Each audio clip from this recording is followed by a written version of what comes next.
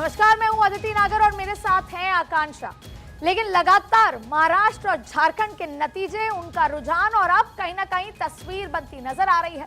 कहीं पर लड्डू कचौड़ी बट रहे हैं तो कहीं पर जलेबी बट रही है। और आप देखें कि दिल्ली से लेकर महाराष्ट्र तक भारतीय जनता पार्टी के कार्यकर्ताओं के घर में, घर के बाहर, सड़कों पर आप तस्वीरें देखेंगे तो झंडे और साथ में नाचते हुए मिठाई बांटने का सिलसिला अब और तेज होने लगा है। आप देखिए, तस्वीरें आपके सामने भी हैं, आपको और तस्वीरें दिखाएंगे महाराष्ट्र में क्या तस्वीरें हैं। लेकिन साथ में सबसे महत्वपूर्ण बात है कि तारीख भी आ चुकी है, जहां एक तरफ आज शाम को 6 बजे एक बार फिर जीत का सेहरा कार्यकर्ताओं के नाम देश के प्रधानमंत्री नरेंद्र मोदी बांधने आएंगे, तो वहीं 26 तारीख की अभी तक टेंटेटिव तारीख आई है जब शपथ समारोह होगा और पूरा का पूरा एनडीए, देश भर से एनडीए मुख्यमंत्री तमाम लोग महाराष्ट्र पहुंचेंगे शपथ समारोह में शिरकत करने। और अब चर्चा शुरू हो चुकी है कि कौन होगा महाराष्ट्र का किंग, कौन होगा मुंबई का किंग। अब देखिए, इन चुनाव की बात करें, जहां मिठाइयां बट रही हैं, जहां पर नाच गाने हो रहे हैं, बधाइयों का सिलसिला है, वहां पर मुख्यमंत्री को लेकर। लेकिन आपको सीधे लिए चलते हैं कल्पना सोरेन, जो कि झारखंड का भी बहुत महत्वपूर्ण चेहरा है, क्या कुछ कह रहे हैं।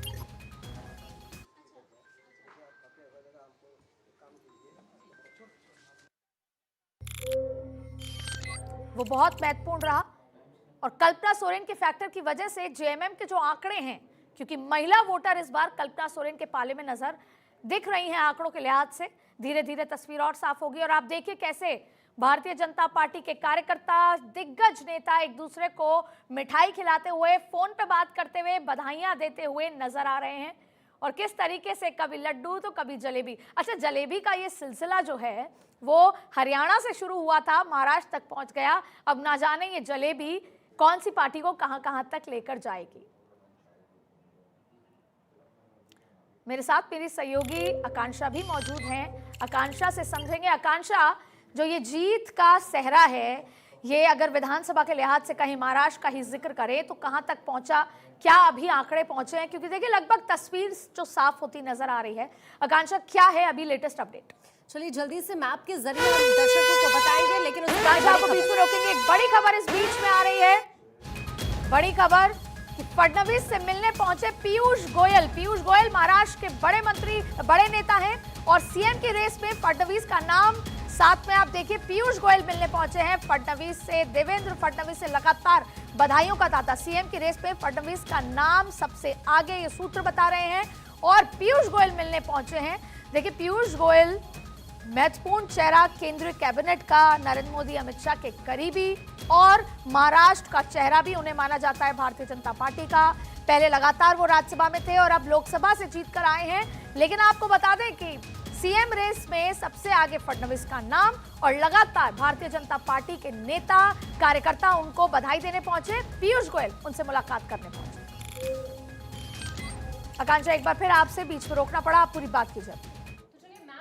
हम आपको बताएंगे कि आखिरकार अभी की एट प्रेजेंट जो सिचुएशन है महाराष्ट्र की, वो किस तरह की है 288 विधानसभा सीट को लेकर। अब आपको यहां पर देखिए नजर आएगा, ये आप कलर देखेंगे तो ज्यादातर आपको भगवा रंग यहां पर नजर आएगा। एक एक करके जल्दी से सीट्स का अपडेट मैं आप तक पहुंचा देती हूं। सबसे पहले हम बात कर लेते हैं, देखिए अलग अलग सीट्स की। यहां पर अगर आप देखेंगे इस वक्त नायगांव सीट महाराष्ट्र की, यहां पर बीजेपी से राजेश पवार लीड लेते हुए। कांग्रेस की बात करें, मीनल निरंजन चुनावी मैदान में यहां से। इसके अलावा कुछ और सीट्स की अगर बात की जाए, देखिए वैजापुर सीट की भी बात कर लेते हैं, तो यहां पर शिवसेना शिंदे के जो उम्मीदवार है रमेश बोरनारे, वो इस वक्त लीड लेते हुए। शिवसेना ठाकरे से यहां पर जो प्रत्याशी हैं दिनेश परदेशी हैं, तो वो अभी यहां पर पीछे चल रहे हैं। इस तरह से कुछ और सीट्स की अगर बात की जाए, भोकरदन महाराष्ट्र सीट की भी बात कर लेते हैं। यहां पर जो अपडेट इस वक्त निकलकर सामने आ रहा है वो यहां पर आप देखेंगे लीड लेते हुए बीजेपी के प्रत्याशी संतोष दानवे।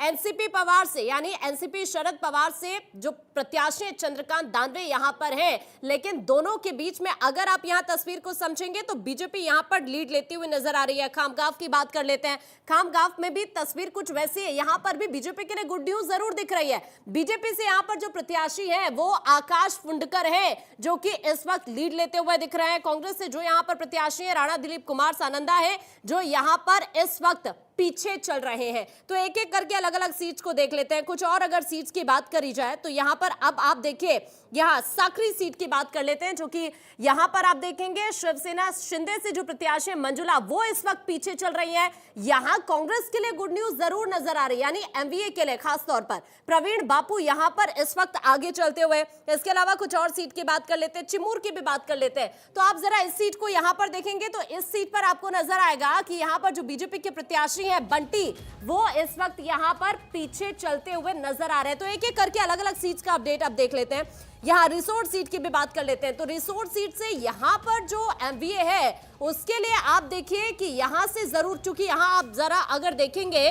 तो अमित जनक इस वक्त लीड लेते हुए यहां पर दिख रहे हैं। तो ये भी एक गुड न्यूज जरूर यहां पर कांग्रेस के लिए निकलकर सामने आ रही है। लेकिन महायुति की बात करें, भावना गवली यहां से चुनावी मैदान में, तो इस वक्त वो पीछे है। इसी तरह से कुछ और सीट की बात कर लेते हैं, नांदगांव की भी बात कर लेते हैं। नांदगांव में आप देखेंगे शिवसेना शिंदे यहां पर, इनसे अगर आप देखेंगे यहां से जो पार्टी के उम्मीदवार है सुहास कांदे यहां पर लीड लेते हुए नजर आ रहे हैं। तो यहां पर भी हम कह सकते हैं कि महायुति के लिए गुड न्यूज जरूर है। शिवसेना ठाकरे से यहां पर गणेश धात्रक चुनावी मैदान में है, जो इस वक्त पीछे है। यहां पर अब आप देख लीजिए, कुछ और सीट्स देख लेते हैं। अगर बालापुर की बात की जाए तो बालापुर सीट से शिवसेना शिंदे से यहां पर बलिराम सिरस्कर चुनावी मैदान में है। लेकिन यहां पर अगर आप देखेंगे शिवसेना ठाकरे गुट से नितिन देशमुख इस वक्त आगे चल रहे हैं। तो इस तरह से अब मेलघाट सीट की बात करते हैं। मेलघाट सीट को लेकर अपडेट देखिए, बीजेपी से यहां से केवल राम काले इस वक्त लीड लेते हुए यहां पर नजर आ रहे हैं। कांग्रेस की बात की जाए डॉक्टर हेमंत नंदा चिमोटे इस यहां पर है।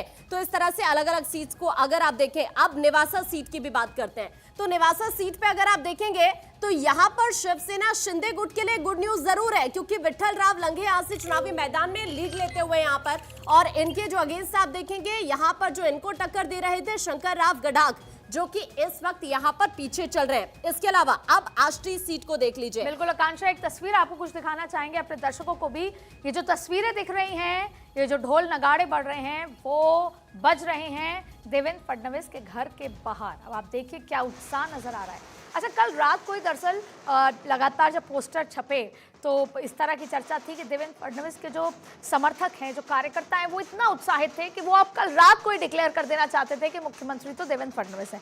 जाहिर तौर पे समर्थकों का प्यार, कार्यकर्ताओं का प्यार। अब आप देखिए कैसे बड़ी संख्या में यहाँ पर सब ढोल बजा रहे हैं। आप जश्न का माहौल समझिए, ये पार्टी का कार्यालय नहीं है, ये देवेंद्र फडणवीस का आवास है, जहां पर किस तरीके से ये नज़ारा नज़र आ रहा है। मिठाइयाँ, जलेबी और तमाम चीज़ें तो होंगी। अच्छा, मुंबई का बात करें ना, तो अगर खुशी का मौका है तो भी वड़ा पाव, अब मुझे लगता है अभी दिख नहीं रहा है, लेकिन वड़ा पाव ज़रूर होगा आकांक्षा यहाँ पर, कि जश्न के साथ साथ वड़ा पाव और जलेबी का भी कॉम्बिनेशन।